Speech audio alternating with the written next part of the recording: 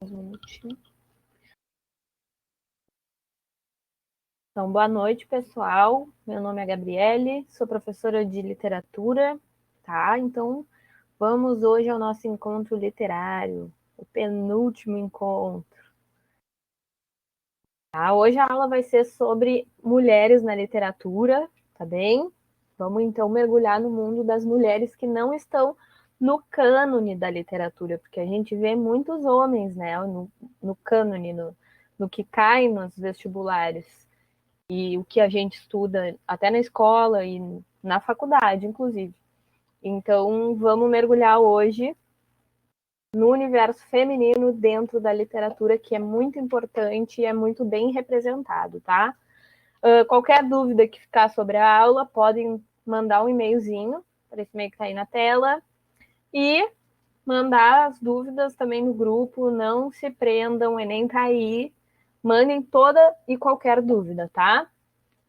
Então, vamos lá, relembrar a última aula, que foi sobre Oswald de Andrade, que viveu de 1890 a 1954, o cara do modernismo, né? Não sei se vocês lembram, é o cara do modernismo que lançou a ideia com seus manifestos, tá? Qual era o contexto histórico, então, que ele vivia?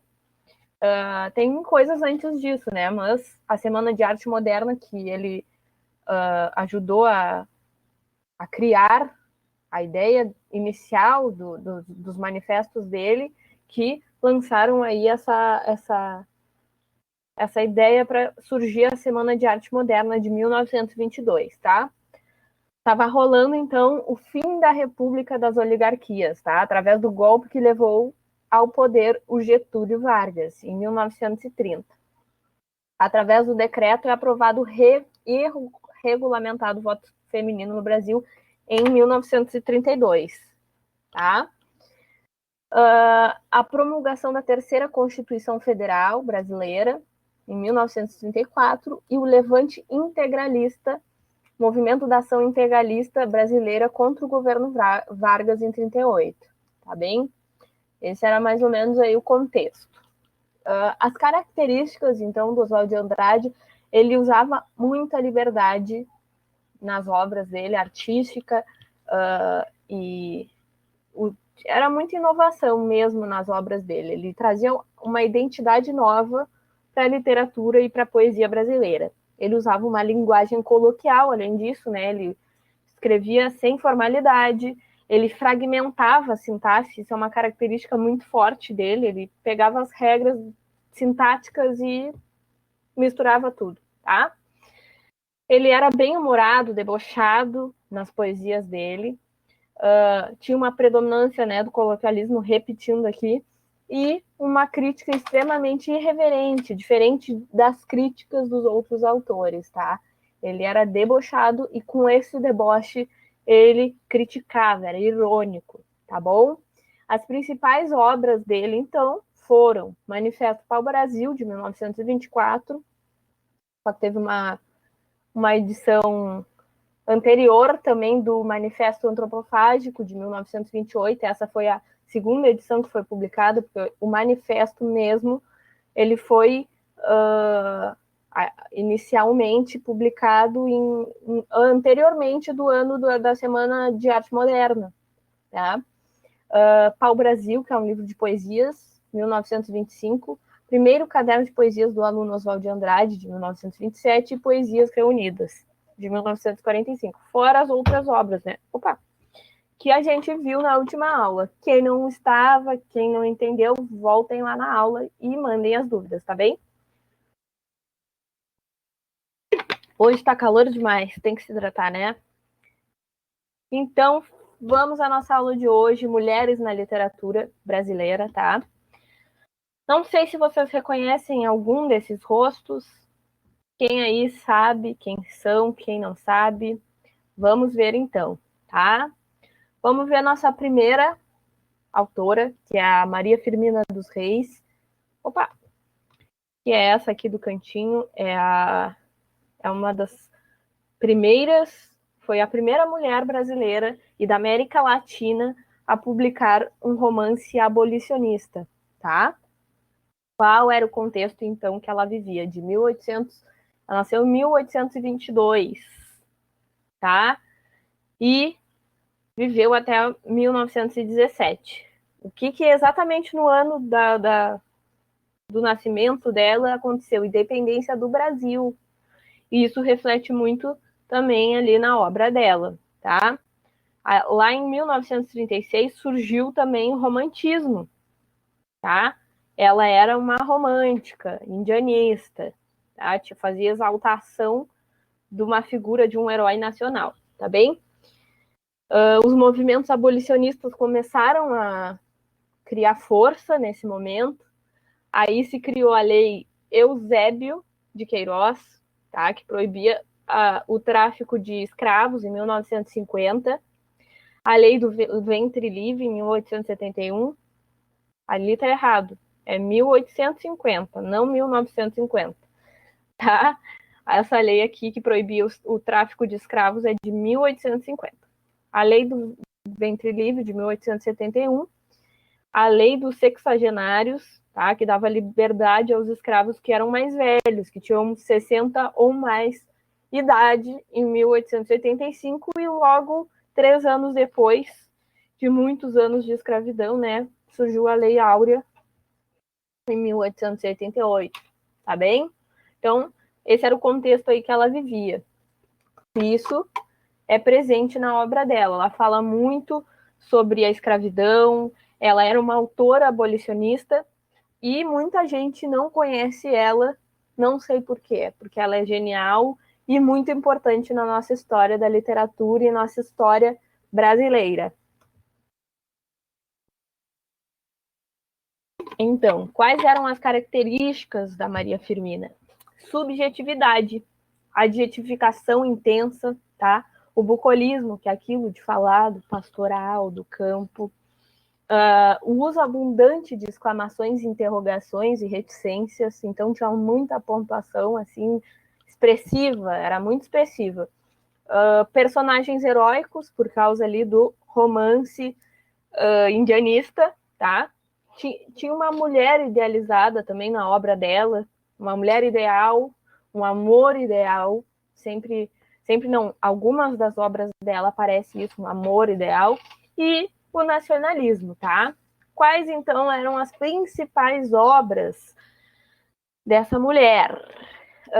A primeira, que foi uma novela que ela publicou, foi Gupeva, de 1861. Olha que antigo, né?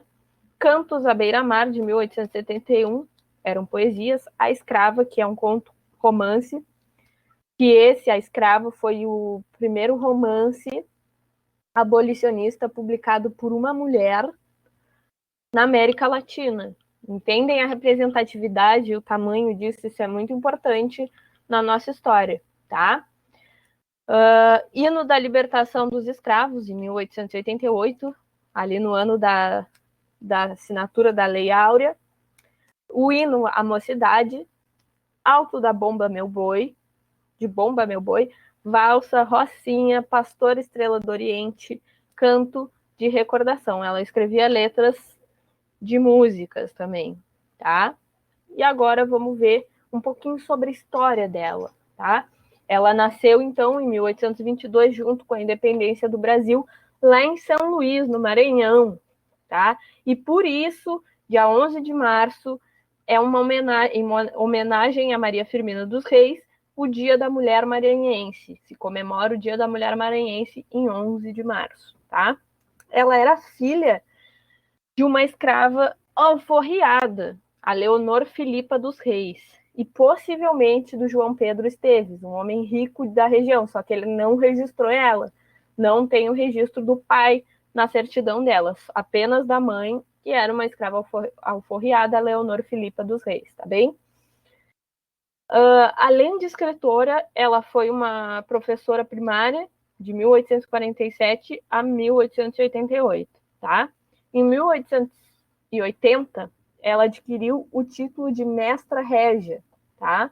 E nesse mesmo ano ela criou uma escola gratuita para crianças. E naquela época não se tinha escolas como são hoje, né? Era escola de meninos e escola de meninas, E ela criou uma escola mista e provocou assim descontentamento muito forte da sociedade e do povo lá de Moçaricó, que era o lugar onde ela morava, tá? E em seguida ela teve que fechar essa escola, mas foi uma atitude muito importante, né, que pode ter influenciado muita gente a refletir sobre isso, apesar de ela ter provocado descontentamento da sociedade naquela época. Ela morreu, então, em 1917. Segundo José Nascimento, ela estava cega e pobre, coitada. Morreu, né, sem reconhecimento, sem, sem dinheiro, coitada, da Maria Firmina dos Reis. E a obra dela ficou esquecida até 1962, o que é muito triste, né? Aí um historiador, o Horácio de Almeida, ele começou a colocar a escritora em evidência, fazer pesquisas sobre ela e, né, dizer, olhem para essa mulher, a primeira mulher a publicar um romance abolicionista na América Latina, tá? E atualmente as pesquisas sobre ela aumentaram, mas ainda assim são poucas. Ela não é muito conhecida, tá? Precisa ser mais divulgada. E ela está entrando aos poucos aí para o cânone da literatura brasileira, o que é muito bom, né? Então essa é a Maria Firmina dos Reis. Aqui eu trouxe um pouquinho da obra Úrsula, tá? Um pouquinho sobre ela e um trechinho para a gente ver, que é exatamente essa obra abolicionista, que ela fala um pouquinho o que os escravos sofriam, tá? Então, repetindo ali que eu botei, Úrsula é considerado um dos primeiros romances abolicionistas e o primeiro escrito por uma mulher brasileira na literatura brasileira. Isso é, né, importantíssimo e histórico. A história de Úrsula tem um triângulo amoroso, mas não é só sobre isso, né? Vai muito além a história. A Úrsula era uma jovem humilde e desamparada. Tancredo, o homem afortunado e bem apessoado. E o tio da Úrsula, o vilão sem escrúpulos. Os três personagens contam a história de um Brasil escravocrata, tá? Tem três personagens negros que questionam os traços de identidade do Brasil, que são Túlio, Susana e Antero, tá? Eles traçam uma identidade brasileira, na verdade, tá? Agora vamos ver então um trecho para entender como era essa obra. E ela era bem formal assim na escrita, o que eu não falei ali nas características. Então vamos ler. Meteram-me a mim e a mais 300 companheiros de infortúnio e de cativeiro do estreito infecto porão de um navio. 30 dias de cruéis tormentos e de falta absoluta de tudo o que é necessário à vida passamos nessa sepultura até que abordarmos as praias brasileiras, para caber a mercadoria humana no porão. Fomos amarrados em pé e, para que não houvesse receio de revolta, acorrentados como animais ferozes nas nossas matas. Davam-nos água imunda, podre e dada com mesquinhez, a comida má e ainda mais porca. Vimos morrer ao nosso lado muitos companheiros à falta de ar, de alimento e de água. É horrível lembrar que criaturas humanas tratem a seus semelhantes assim. Horrível lembrar que criaturas humanas tratem a seus semelhantes assim e que não lhes doa a consciência de levá-los à sepultura asfixiados e famintos. Então esse é um trecho aí da obra e bem realista, né? Falando sobre a situação dos escravos, sobre quando eles vieram nos navios e o que eles sofreram, e ela era uma autora abolicionista, tá? Essa é a obra Úrsula, da Maria Firmina dos Reis, uma autora super importante, tá? Aqui eu trouxe mais uns trechos para a gente entender mais um pouquinho sobre a obra, além desse trecho sobre o relato ali dos escravos. Então, vamos ver. Vou tomar uma água.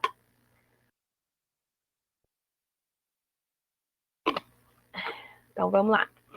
Cala-te.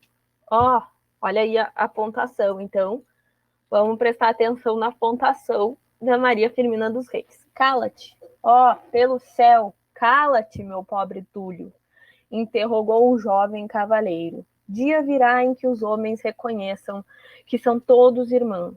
Amaldiçoou e amaldiçoou em teu nome é o primeiro homem que escravizou a teu semelhante. Sim, prosseguiu, tens razão. O branco desdenhou a generosidade do negro e cuspiu sobre a pureza dos teus sentimentos.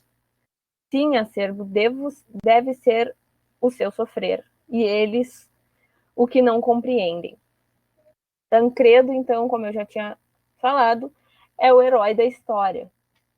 E o livro começa quando ele sofre um acidente. Aí tá aqui o trecho. De repente, o cavalo, baldo de vigor, em uma das cavidades onde o terreno se acidentava mais, mal podendo conter-se pelo langor dos seus laços membros, distendeu as pernas, dilatou o pescoço e, dando uma volta sobre si, caiu redondamente. O choque era por demais violento, para não despertar o meditabundo viajor. Palavra difícil essa. Quis ainda evitar a queda, mas era tarde, e de envolta com o animal rolou no chão. Então, esse aqui é o início da obra, do livro, tá? Sem sentidos, aí o Tancredo perde o sentido, ele é salvo por Túlio, um jovem escravo negro, tá? Aí começa a entrar a escravidão na história.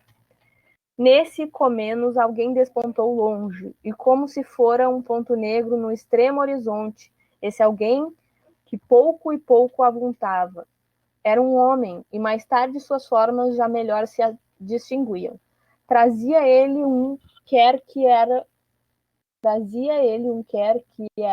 que de longe mal se conhecia, e que, descansando sobre um dos ombros, obrigava-o a reclinar a cabeça para o lado oposto. Todavia, essa carga era basicamente leve. Um cântaro ou uma brilha. O homem ia, sem dúvida, em demanda de alguma fonte. Então, esses são aí trechos da obra. E é uma obra super importante. Não se esqueçam desse nome, Maria Firmina dos Reis. Tá? Mais tarde temos questões para resolver. E vamos à nossa próxima autora, que é Gilca Machado. Aí já mais atual, mas nasceu também no século XIX, tá? Então, Maria Firmina dos Reis era século XIX total. E a Gilca Machado nasceu, mas começou a publicar no século XX já, tá? Então, Gilca Machado nasceu em 1893 e viveu até 1980. Era essa moça aqui da foto, tá? E aqui eu trouxe um trecho de um crítico, uma fala de um crítico sobre ela, tá? Pra gente ter uma ideia do que a crítica falava sobre ela. Gilca Machado foi a maior figura feminina do nosso simbolismo, em cuja ortodoxia se encaixa com seus dois livros capitais, Cristais Partidos e Estados de Alma. Nem sua ousadia tinha impureza, mas punha à mostra a riqueza de seus sentidos, especialmente de um pouco explorado em poesia, o tato. Sua sensibilidade é requintada, algo excêntrica, mas profundamente feminina. Ela usava muito erotismo também nas poesias dela, e ela era muito criticada por ser uma mulher, né, falando sobre o corpo da mulher, sobre coisas eróticas, né? Só homens podiam falar sobre isso. E ela foi lá e falou. Então, vamos ver mais um pouquinho sobre essa autora. Quais eram as características, então? Lembrando que ela tem características simbolistas, tem um pouquinho de parnasianismo também em Gilca Machado, mas ela é mais simbolista do que parnasiana. Mas ela seguia uma rima, métrica, ela fazia os versos dela em soneto, tá? Tinha um marcante erotismo, sonoridade nos versos dela, então eram meios, né? Podia-se cantar os versos. Poesias marcadas por expressividade, sensibilidade, expressiva sensibilidade. Ela era usada na fala dela, por isso que eu tinha falado que ela tratava de temas como o erotismo, sobre o corpo da mulher, sobre a mulher como um ser sexual, né? E isso era a ousadia dela, tá? Temas relacionados à sexualidade feminina e temas como amores proibidos, pecados, relacionamentos afetivos e traições estão super presentes na obra da Gilca Machado, tá? Então, quais são as principais obras da Gilca Machado? Cristais Partidos, de 1915, então ela começou a publicar desde bem cedo, né? Poesias, de 1918, Mulher Rua, de 1922, ó, 1922, Semana de Arma. Vamos ligando aí os pontos. Dos tempos, né? Do contexto histórico das coisas. O Grande Amor, de 1928, Meu Glorioso Pecado, de 1928, Carne e Alma, de 1931, Sublimação, de 1938, Meu Rosto, de 1947. E Velha Poesia, de 1968. Tá? Essas são as principais obras. Aqui trouxe um pouco sobre ela, essa Gilca Machado, de frente, né? Tá também no início da aula, eu botei o rostinho de todas as autoras que a gente vai trabalhar hoje. E a Gilca era uma autora carioca, tá? Veio de uma família de artistas. A mãe dela era Tereza Cristina Muniz de Costa, era uma atriz de teatro, de rádio teatro, e o pai dela era o Hortêncio da Gama Souza Melo, que era um poeta. Então a veia artística estava muito forte ali na Gilca, né? Ela começou a escrever poesia ainda criança, quando ela tinha 14 anos, ela participou de um concurso literário que aconteceu no jornal A Imprensa e ganhou 3 prêmios principais com os poemas sob seu nome e pseudônimos, tá? Ela usava pseudônimos também nas poesias dela. E os críticos ficaram escandalizados com os poemas dela, chamaram ela de matrona imoral, justamente por essa questão dela usar erotismo, tá? Nas poesias dela, mas, enfim, o patriarcado. Era bem complicado, assim, a questão da mulher, o papel da mulher na sociedade, né? A mulher servia para estar em casa servindo ao homem. Isso é muito errado. E a gente precisa ainda desconstruir essa consciência que está enraizada, né, na nossa sociedade. Então, Gilca Machado ficou conhecida como uma das primeiras mulheres a escrever poesia erótica no Brasil, porque mulheres não escreviam poesia erótica, tá? E também foi uma das fundadoras do Partido Republicano Feminino em 1910, tá? E defendia o direito das mulheres ao voto. Então era uma autora feminista, né, gente? Aqui eu trouxe duas poesias dela e uma curiosidade sobre esse título, só não tá nos outros, mas ela sempre botava mulher com letra maiúscula, tá? Sempre escrevia o mulher com letra maiúscula. Ser mulher. Então vamos ao primeiro. Aqui é poesia da obra Cristais Partidos, tá? Ser mulher. Vir à luz trazendo a alma talhada para os gozos da vida, a liberdade e o amor. Tentar da glória a etera e altívola escalada, na eterna aspiração de um sonho superior. ser mulher. Desejar outra alma pura e alada, para poder com ela o infinito transpor. Sentir a vida triste, insípida, isolada, buscar com um companheiro a encontrar um senhor. Então aqui ela fala, né, sobre ser mulher, que a vida da mulher é buscar um companheiro e encontrar um senhor. Ser mulher, calcular todo o infinito curto para a larga expansão do desejado surto. No ascenso espiritual aos perfeitos ideais. Ser mulher, e ó, ao troz, tantálica tristeza, ficar na vida qual uma águia inerte, presa nos pesadelos, grilhões dos preconceitos sociais. Então ela traz uma crítica bem forte social e nos faz, né, refletir sobre o lugar da mulher em sociedade, na sociedade, tá? Muito, muito legal essa poesia dela. Vamos ver o outro, o Retrato Fiel. Não creias nos meus retratos, nenhum deles me revela. Ai, não me julgues assim. Minha cara verdadeira fugiu às pernas do corpo. Ficou isenta da vida. Toda a minha faceirice e minha vaidade toda estão na sonora face. Naquela que não foi vista e que paira levitando em meio a um mundo de cegos. Os meus retratos são vários, e neles não terás nunca o meu rosto de poesia.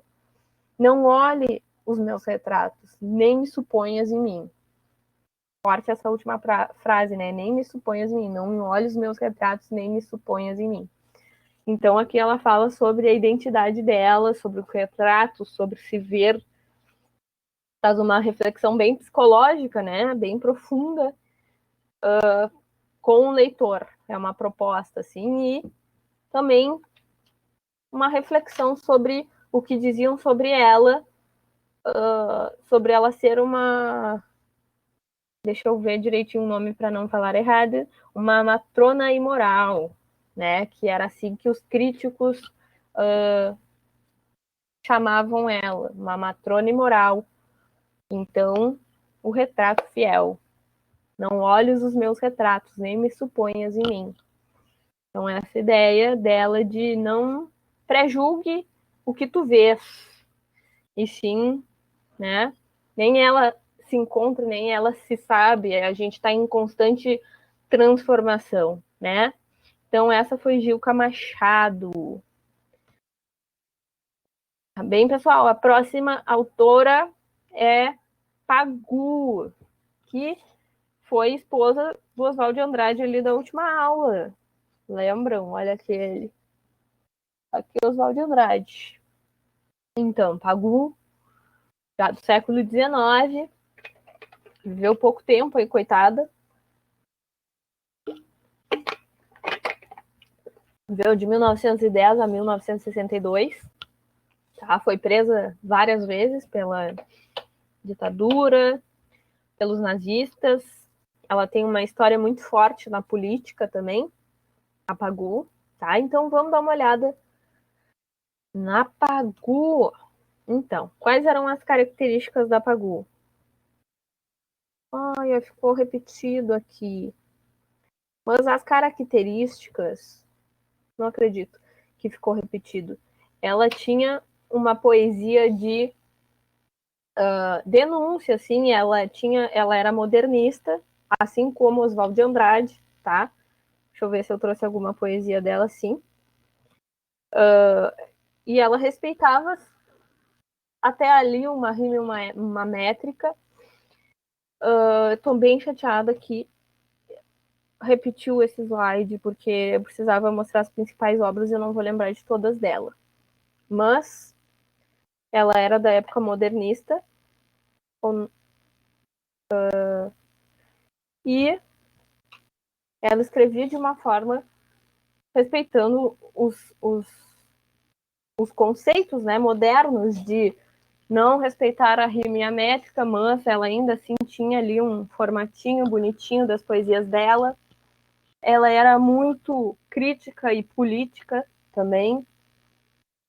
E Vamos ver então um pouquinho sobre a vida dela, sobre Pagu, essa menininha aqui, tá? Ela nasceu em São João de Boa Vista, em 9 de junho de 1910, e se mudou para a capital em 1912, 2 anos depois, aos 2 anos de idade. Então, depois de breves períodos no Rio de Janeiro e em Paris, porque ela ficava viajando para fugir da repressão, ela encontrou calma lá em Santos e morreu em Santos por causa de câncer. E, inclusive, ela tentou suicídio por conta do câncer. Ela ficou deprimida e tentou suicídio, mas não conseguiu se matar, graças a Deus, né? E sobre o episódio, ela escreveu um panfleto que Verdade e Liberdade, no panfleto Verdade e Liberdade. Uma bala ficou para trás, entre gases e lembranças estralaçadas. Estraçalhadas. Olha, tá difícil hoje. Lembranças estraçalhadas. Então, aqui ela fala sobre um momento que ela tentou suicídio, tá? Ela tentou se matar com uma bala, e o que ficou foi uma bala para trás, gases e lembranças estraçalhadas, tá? Em 1935, ela se filiou ao PC na França, tá?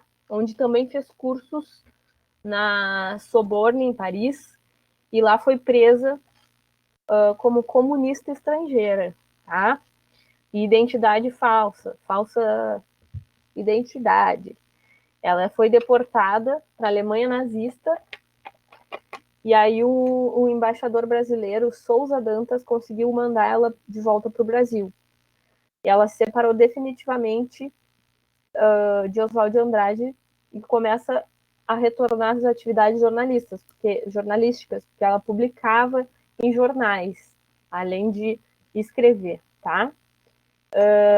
E o passado dela não deixa ela retornar à tranquilidade, e ela é de novo presa no Brasil, tá? Coitada.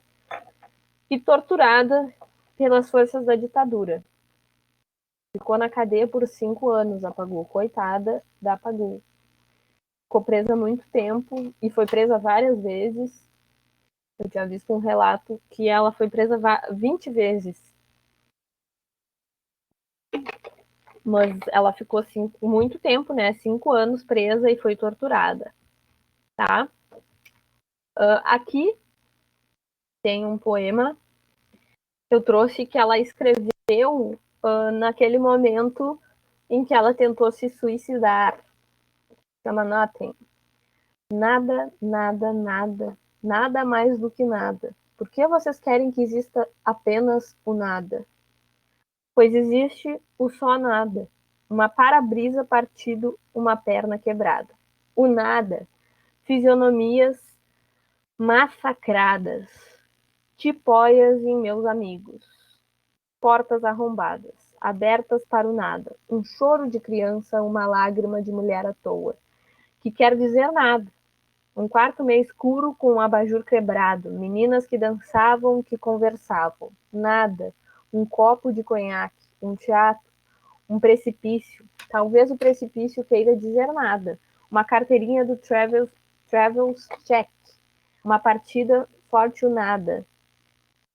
Trouxeram-me camélias brancas e vermelhas. Uma linda criança sorriu-me quando eu abraçava um cão rosnava na minha estrada. Um papagaio falava coisas tão engraçadas. Pastorinhas entraram em meu caminho num samba morenamente cadenciado.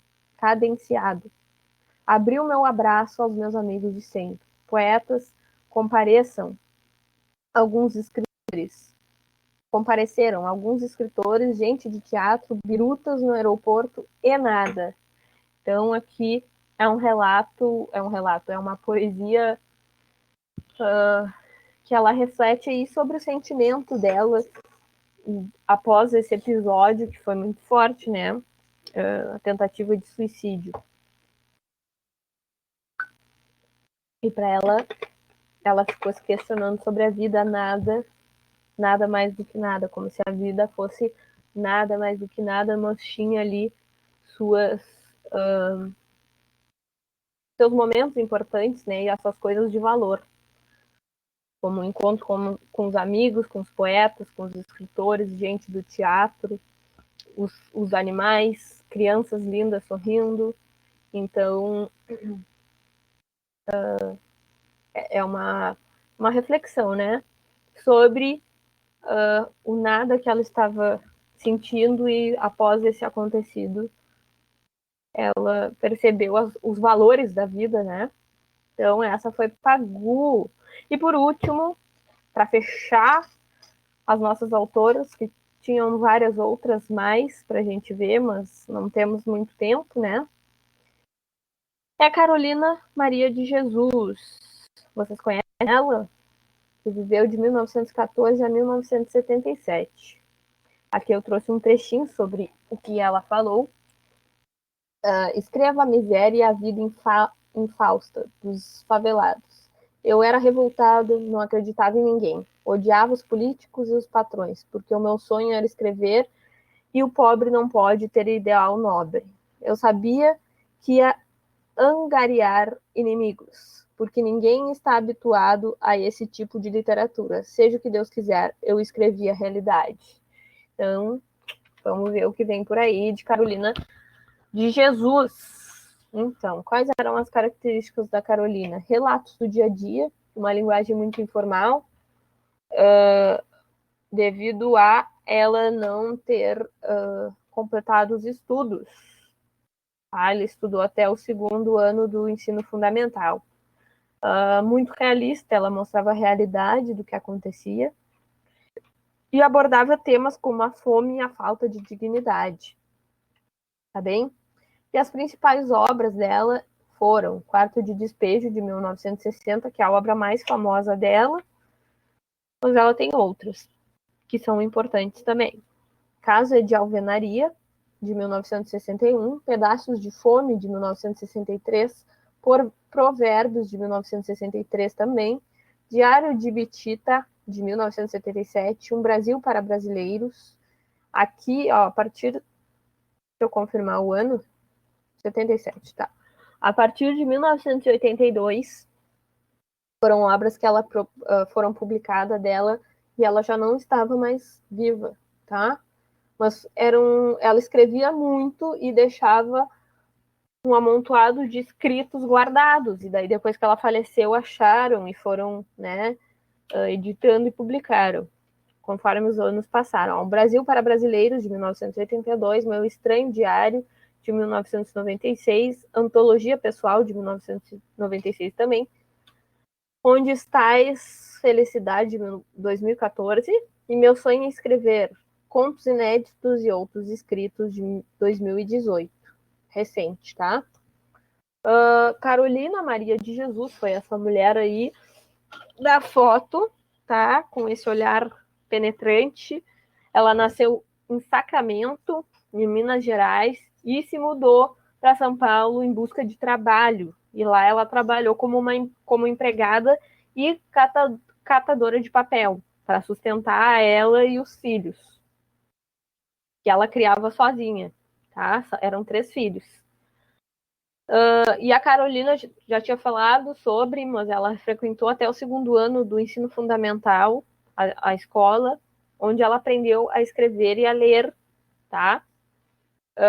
E em São Paulo ela começou a trabalhar numa casa de um médico, doutor Euríclides de Jesus Zerbini, e ela passava os momentos de folga dela na biblioteca da casa para, né, ler e absorver, porque ela gostava muito dos livros, apesar de nunca ter tido livros, porque ela era muito humilde e não podia comprar livros, mas ela gostava, tinha preço pelos livros. Daí ela ficou grávida, ainda trabalhando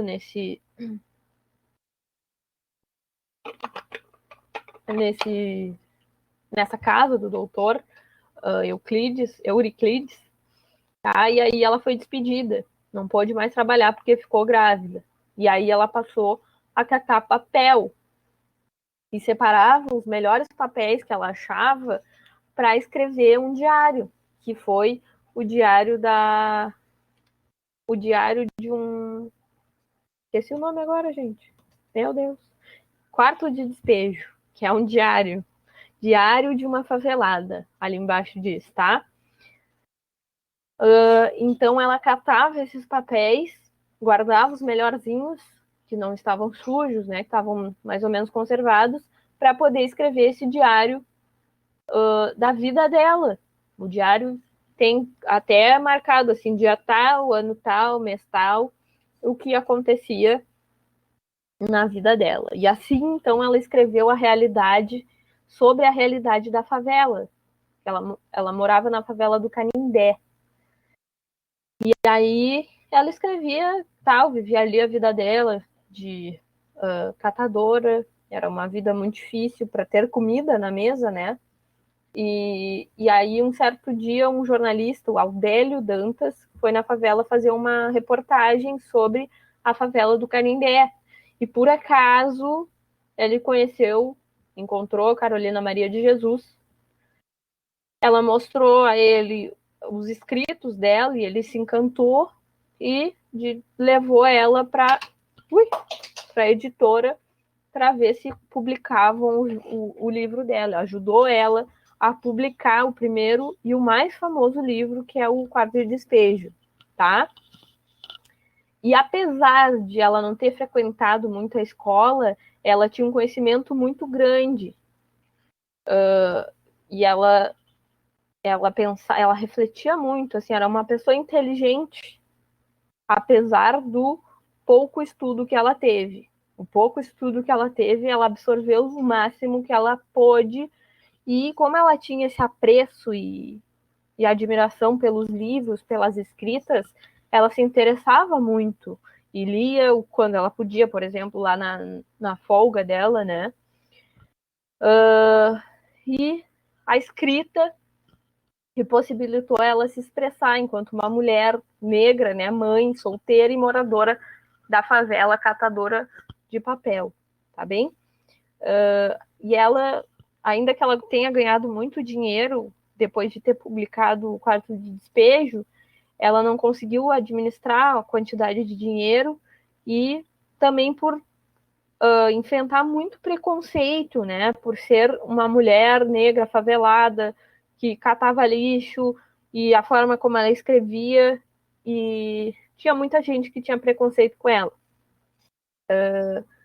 E também, infelizmente, relacionavam a identidade de Carolina, os livros e as obras, com o jornalista Audálio, tá? E essa é a história da Carolina de Jesus. Agora vamos a um trecho do Quarto de Despejo para a gente ver mais ou menos como que se passava a história, tá? E depois vamos para as questões rapidão para acabar, fechar o linha de hoje. Então vamos ver como era aí a escrita da Carolina de Jesus. De manhã eu estou sempre nervosa, com medo de não arranjar dinheiro para comprar o que comer. Mas hoje é segunda-feira e tem muito papel na rua. O senhor Manuel apareceu dizendo que quer casar-se comigo, mas eu não quero, porque já estou na maturidade. E depois, um homem não há de gostar de uma mulher que não pode passar sem ler, e que levanta para escrever, e que deita com lápis e papel debaixo do travesseiro. Por isso é que eu prefiro viver só para o meu ideal. Ele deu-me 50 cruzeiros e eu paguei a costureira, um vestido que fez para a Vera. A dona Alice veio queixar-se que o senhor Alexandre estava lhe insultando por causa de 65 cruzeiros. Pensei, o dinheiro, que faz morte, que faz ódio, criar raiz. Vamos ver aqui o outro. E ela é outro trechinho aqui que não tem ligação com esse primeiro. Vamos ver então. Escrevia peças e apresentava aos diretores de circo. Eles respondiam-me: é pena você ser preta. Esquecendo-se eles que eu adorava minha pele negra e meu cabelo rústico. Eu até acho cabelo de negro mais educado do que cabelo de branco, porque o cabelo de preto, onde põe, fica. é obediente. E o cabelo de branco é só dar um movimento na cabeça e ele sai do lugar. É indisciplinado. Se é que existe reencarnações, eu quero voltar sempre preta. Então, ela falava, né, muito sobre o lugar de uma mulher negra, sobre a identidade de uma mulher negra. Carolina Maria de Jesus foi uma autora muito importante e muito bom ela ter sido reconhecida, né, como uma autora, e publicou bastante suas obras até em vida. E essa era a escrita dela. Às vezes aparece alguns erros ortográficos nesta obra e nas obras dela, porque se preferiu manter assim, não fazer a revisão e correção, porque perderia a identidade, né, da obra. Essa é a identidade da Carolina Maria de Jesus.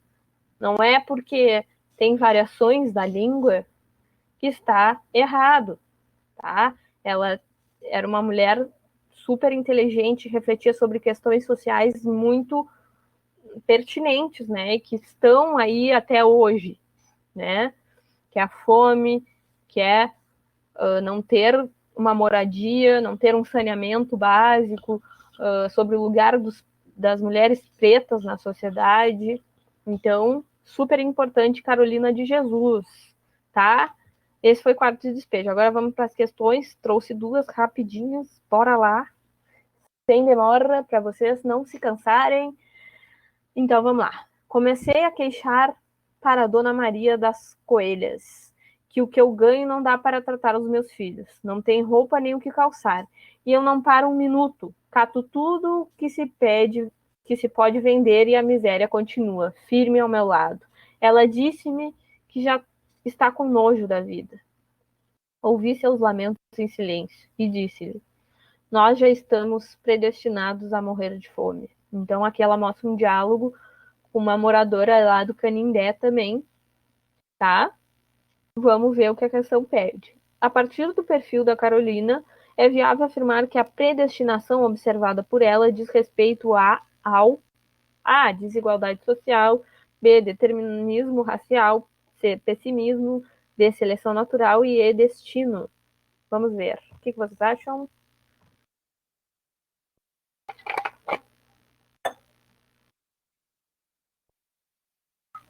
Lançada a enquete aí, hein?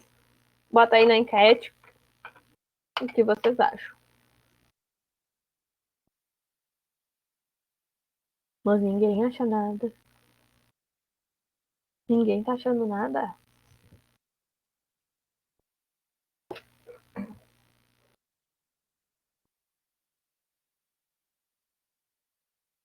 Bom, então vamos lá. Publicado o resultado. Foi? Muito bem, correto. A partir do perfil, afirma predestinação. Então, a predestinação observada por ela é exatamente a desigualdade social, tá? Que existe muito no Brasil e no mundo. E essas pessoas, né, à margem da sociedade, estão predestinadas a morrer de fome. Isso é muito triste. E é devido à desigualdade social. Muito bem, corretíssimo, tá? Então vamos para a próxima questão, que é uma poesia da Gilca, Insone. Noite feia, estou só. Do meu lado no abrigo, caiu a luz amarela e doentia do luar. Tediosa, os olhos fecho, a ver se assim consigo. Por momentos sequer o sono conciliar. Da janela, transpondo o entreaberto postigo, entra um perfume humano impelido pelo ar. És tu, meu casto amor. És tu, meu doce amigo, que a minha solidão vens agora povoar. A insônia me alucina, ando um passo incerto. És tu que vens? És tu? Reconheço esse odor. Corro à porta, escarrando-a. Acho que treva e o deserto. E este aroma que é teu, aspirando, suponho. Que a essência da tua alma é o meu divino amor. Para mim, se exalou no transporte de um sonho. Então, vamos ver o que a questão pede. O soneto de Gilca Machado apresenta elementos típicos da poesia simbolista, dentre os quais destaca-se a exploração da desumanidade dos indivíduos, como se observa em Cai a luz amarela e doentia do luar. B. Do embotamento dos sentidos, como se observa em Tediosa os olhos fecho, a ver se assim consigo. C. Na sonoridade das palavras, como se observa em A ausência, a insônia me alucina, ando um passo incerto. No individualismo, D. No individualismo dos homens, como se observa em que a minha solidão vens agora povoar. E E. Da ambiguidade das emoções, como se observa em corro a porta, escancaro-a, acho a treva e o deserto. E aí? O que vocês acham?